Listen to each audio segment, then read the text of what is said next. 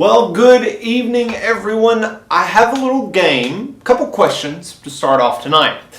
It should be pretty easy, but essentially I'm going to give you the name of a villain, and you're going to holler out at the screen what that villain is from. Okay, movie, video game, whatever. Number one, Prince Hans. Yeah, I'm sure you all got that one pretty quickly, especially if you have a small child, maybe a girl, small child, female in your house. That is definitely from Frozen. What about Bowser? Depends on what video games you're playing lately, but something Mario related. Okay, you got that one. Darth Vader. Okay, so maybe some of our older ones, maybe some of our younger ones too. You know that is, yes, Star Wars, okay? Let's see, what's one other good villain that I could point us to? How about the White Witch? Now I know for sure my boys would holler this out because literally every morning for the last couple weeks we have woken up to audiobooks of the Chronicles of Narnia. Specifically, probably you're thinking about The Lion, the Witch, and the Wardrobe.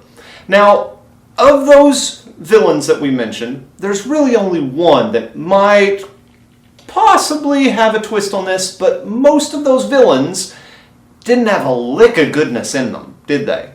I mean, pretty much everything you read or see about them is just pure blech, ick, yuck stuff coming out of them. There's not any goodness. So if we think back to our memory verse, they would definitely not be people getting good things out of the good stored in their heart. They would be the ones getting the evil stored out of the evil in their hearts.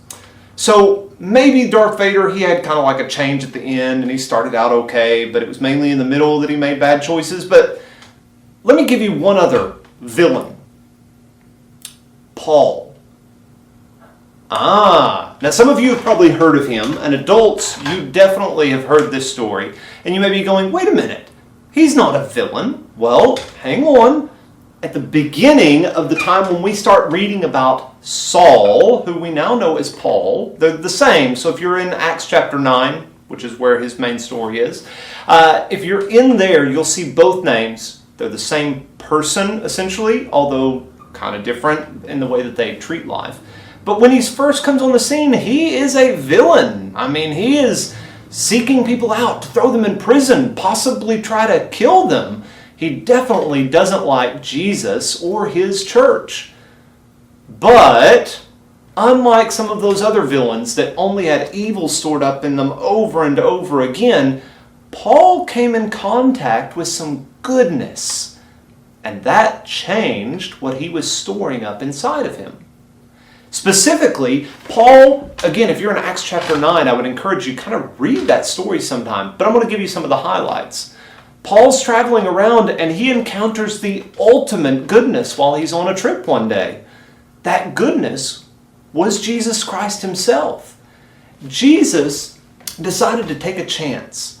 Well, in his case, he probably knew that he wasn't taking a big chance, but in our mind, we're looking at him going, Jesus, how would you take a guy like Saul to be someone you want for your church?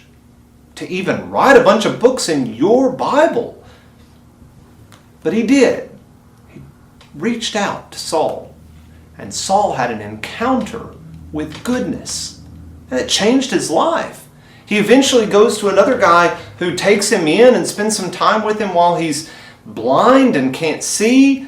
And eventually, Saul, now going to be known as Paul, makes this commitment to trust in Jesus and follow him from here on out. Enough so that he immediately goes to those places where he probably would have been seeking people to throw in jail before, and continues to tell them about Jesus and to tell new people about Jesus. And then he goes the next step. He goes, I want to join up with all the other Jesus followers and be part of their group. But you can imagine, if you had one of these villains we talked about before suddenly show up at your doorstep and go, hey, let's be friends, you might be a little skeptical. Well, It was the same way with the people who were following Christ when Paul, who they knew as Saul, arrives at their door. They were a little skeptical. But now, Paul had another opportunity to encounter goodness. And someone had the chance to show goodness, to reach inside of them and show the goodness that Jesus had been putting inside of them all of this time that they had followed him. That person was Barnabas. Barnabas stood up for him and said, "No, I've heard of this guy. I've heard his story. I've seen the things that he's done." And he kind of took him under his wing for a second, brought him to the group and introduced him. And from that point on, people trusted Paul and trusted that he was no longer someone pulling from evil within his heart, but he was storing up God's goodness. He had God's spirit of goodness within him just like they did. It's a really cool story. And I really would encourage you, maybe with your parents tonight, read through Acts chapter 9 and see that story play out again. But here's what I want to leave you with. Because when we talk about goodness and we've talked about all these other things, eventually there comes that point when you've got to show goodness in yourself.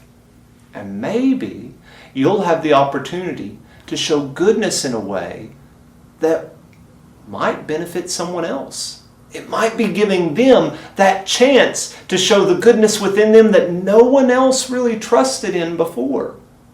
So, how are you going to show goodness?